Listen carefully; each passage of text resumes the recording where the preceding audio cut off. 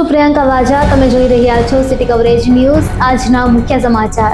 જૂનાગઢ નજીક રબારી નેસ વિસ્તારમાં 7 થી 8 માસના નર સિંહ બાળનો મૃતદેહ શંકાસ્પદ હાલતમાં મળી આવતા વન વિભાગમાં ચકચાર મચી છે. સિંહ બાળના શરીર પર ગંભીર ઈજાના નિશાન મળતા તેના પર હુમલો કરાયો હોવાની પ્રાથમિક શક્યતા વ્યક્ત કરવામાં આવી છે. ડીસીએફ અક્ષય જોશીના જણાવ્યા મુજબ એક શંકાસ્પદ વ્યક્તિની સંડોવણી સામે આવી છે, પરંતુ તે હાલ ફરાર છે અને તેનો મોબાઈલ ફોન સ્વિચ ઓફ હોવાથી વન વિભાગ અને પોલીસ દ્વારા સઘન શોધખોળ હાથ ધરવામાં આવી છે. સિંહબાળનું પોસ્ટમોર્ટમ સક્કરબાગ પ્રાણી સંગ્રહાલય ખાતે 3 પશુ ચિકિત્સકોની પેનલ દ્વારા કરવામાં આવી રહ્યું છે, જ્યારે એફએસએલ, પોલીસ અને વન વિભાગની ટીમ ઘટના સ્થળેથી પુરાવા એકત્ર કરી વધુ તપાસ ચલાવી રહી છે. જૂનાગઢના સોનાપુરી સ્મશાન ખાતે પ્રથમ વખત યોજાયેલા ભૂતાવડ ડાયરામાં હજારો લોકો ઉમટી પડતા ભારે ટ્રાફિક જામ સર્જાયો હતો. સોશિયલ મીડિયામાં થયેલી વ્યાપક પ્રસિદ્ધિના કારણે શહેર તેમજ આસપાસના ગામડાઓમાંથી મોટી સંખ્યામાં લોકો પહોંચ્યા હતા અને આડેધડ વાહનો પાર્ક થતા રસ્તાઓ બંધ જેવી સ્થિતિ સર્જાઈ હતી. પોલીસના વાહનો પણ ટ્રાફિકમાં ફસાઈ જતા કોઈ અનિચ્છનીય ઘટના ન બને તે માટે ભવનાથ પોલીસે રાત્રે 11 વાગ્યે ડાયરો બંધ કરાવી દીધો હતો. બાદમાં વાહનોને શહેર તરફ પરત મોકલી ટ્રાફિક ક્લિયર કરાવવામાં આવ્યો હતો. આયોજકોએ ભવિષ્યમાં વધુ વિશાળ સ્થળે આવા કાર્યક્રમનું આયોજન કરવાની જાહેરાત કરી છે.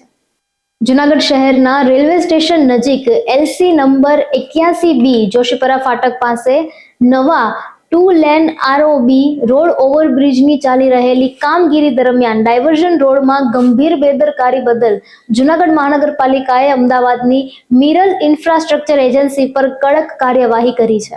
સ્થાનિકો અને વાહન ચાલકોની સતત ફરિયાદો બાદ કમિશનર પ્રભવ જોશીના અધ્યક્ષ સ્થાને યોજાયેલી બેઠકમાં કોન્ટ્રાક્ટરને ડાયવર્ઝન પર ડામર કામ 20 જૂન સુધી પૂર્ણ કરવાનો આદેશ આપવામાં આવ્યો હતો. છતાં સમય મર્યાદા પસાર થયા બાદ પણ કામગીરી ન થતા સિક્યોરિટી ડિપોઝિટમાંથી ₹1,25,000નો દંડ વસૂલવાનો નિર્ણય લેવાયો છે. સાથે જ તંત્રએ કોન્ટ્રાક્ટરને તાત્કાલિક ડામર કામ શરૂ કરવા માટે ચેતવણી આપી છે, અન્યથા ટેન્ડર રદ કરવા સહિતની કડક કાર્યવાહી કરવામાં આવશે. જૂનાગઢ મહાનગરપાલિકાની ફૂડ શાખાએ શહેરના વિવિધ વિસ્તારોમાં 15 ખાદ્ય વ્યવસાયકારોની સઘન ચકાસણી હાથ ધરી હતી. તપાસ દરમિયાન અસુરક્ષિત અને અખાદ્ય ખાદ્ય પદાર્થો મળી આવતા કુલ 59.3 કિલોગ્રામ ખાદ્ય સામગ્રીનો સ્થળ પર જ નાશ કરવામાં આવ્યો અને નિયમ ભંગ બદલ ₹10,000નો દંડ ફટકારવામાં આવ્યો છે.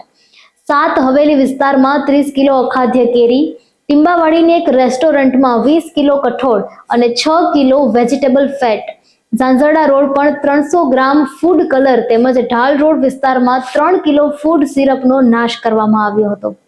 ફૂડ વિભાગે તમામ ખાદ્ય વ્યવસાયકારોને ખાદ્ય સુરક્ષા અને ધોરણ અધિનિયમ 2006ના નિયમોનું કડક રીતે પાલન કરવા અને સ્વચ્છતા તથા ગુણવત્તાના ધોરણો જાળવવા માટે સૂચના આપી છે. જૂનાગઢ કૃષિ યુનિવર્સિટી સંચાલિત જૂનાગઢ જનવાણી 91.2 FMએ તેની સ્થાપનાના 11 વર્ષ પૂર્ણ કરીને 12મા વર્ષમાં મંગલ પ્રવેશ કર્યો છે.